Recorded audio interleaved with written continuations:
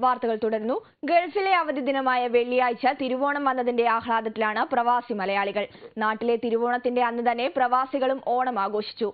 വാരാന്ത്യ അവധിയായ ഇന്നും ഓണാഘോഷത്തിന്റെ തിരക്കിലാണ് പ്രവാസികൾ. ഗൃഹാതുര സ്മരണകളുമായി സ്നേഹത്തിന്റെയും സാഹോദര്യത്തിന്റെയും ഒത്തൊരുമയുടെയും സന്ദേശമുയർത്തിയാണ് പ്രവാസികൾ ഓണം ആഘോഷിച്ചത്. തിരുവോണം കഴിഞ്ഞോ അതിനു മുമ്പോ ഉള്ള വെള്ളിയാഴ്ചകളിലേക്ക് ആഘോഷം മാറ്റിയിരുന്ന പതിവ് ഈ വർഷം വേണ്ടി വന്നില്ല.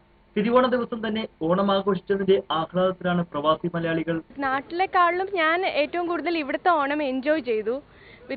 മീൻസ് നാട്ടിലെക്കാളും കുറെ ആൾക്കാരും ഒക്കെ ആയിരുന്നു. വീട്ടിലാണെങ്കിൽ ജസ്റ്റ് വീട്ടിൽ അച്ഛൻ അമ്മ ഞങ്ങൾ മാത്രമായിട്ടുള്ളൊരു ഓണമായിരിക്കും. ബട്ട് ഇവിടെ അതിൽ നിന്ന് വ്യത്യസ്തമായിട്ട് ഒരുപാട് ആൾക്കാരുടെ കൂടെ എൻജോയ് ചെയ്യാൻ പറ്റി.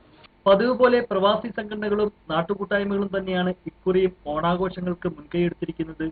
സാധാരണ ഗൾഫ് നാടുകളിൽ നടക്കാറുള്ളത് പോലെ ഈ വെള്ളിയാഴ്ച മുതൽ മാസങ്ങളോളം നീണ്ടു നിൽക്കുന്ന ആഘോഷം തന്നെയാണ് വിവിധ സംഘടനകൾ ഒരുക്കിയിരിക്കുന്നത്.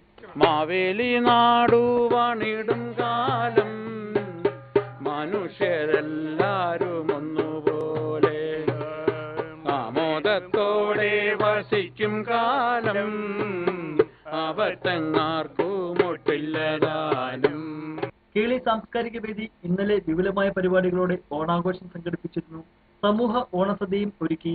പയ്യന്നൂർ സൗഹൃദവേദി ഒരുക്കിയ ഓണാഘോഷ പരിപാടി മാവേലിയുടെ പരിപാടിയാണ് ആരംഭിച്ചത്.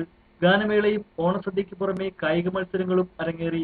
OICC റിയാദ് സെൻട്രൽ കമ്മിറ്റിയുടെ ഓണസദ്യ ഇന്ന് മദീന ഹൈപ്പർ മാർക്കറ്റ് ഓഡിറ്റോറിയത്തിൽ നടന്നു. ഹോട്ടലുകളിലും ഫ്ളാറ്റുകളിലും വിശ്രമ കേന്ദ്രങ്ങളിലും വരുന്ന വാരാന്ത്യ അവധി ദിവസങ്ങളിലും പ്രവാസി സംഘടനകൾ ഓണം ആഘോഷിക്കുന്നുണ്ട്. ജീവൻ ന്യൂസ്, റിയാദ്.